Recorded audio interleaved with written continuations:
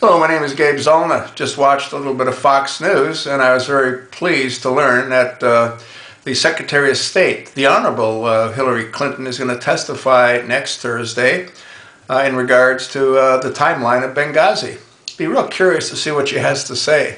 I mean, you know, for 2 weeks after the event, they were all running around saying it was all this video. And she said it in the Rose Garden, and Obama said it in front of the United Nations on 6 separate occasions.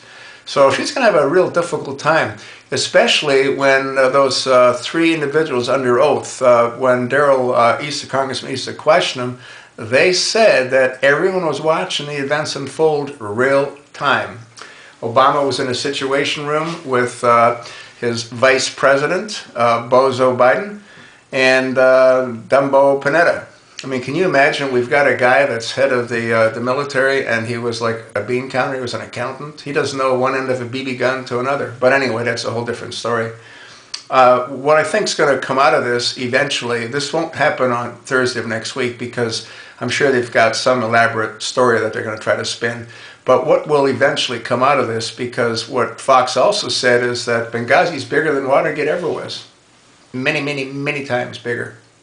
What will come out of it is the timeline will show that they reduced the military support at that facility, I think a couple of weeks prior to Ambassador Christopher Stevens visiting there.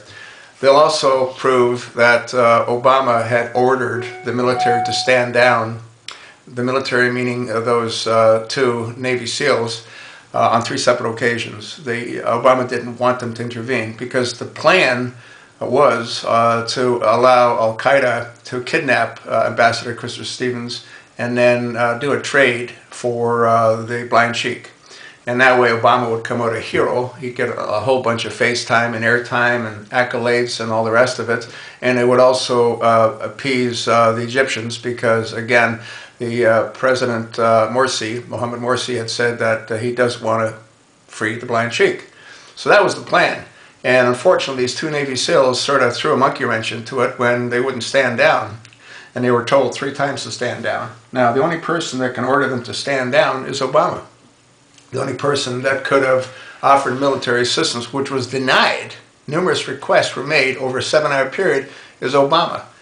So, I don't expect a whole lot of new revelations to come forward on Thursday of next week, but I believe that the truth will prevail and Obama will be found culpable in the murder of 4 American citizens. He'll also be found culpable in doing as I just outlined, which is trying to free the blind sheik, trading him off for Ambassador Christopher Stevens. None of that worked. Well, you know, I think he's pulled one too many pranks. I think this prank's going to pull a plank from underneath his feet.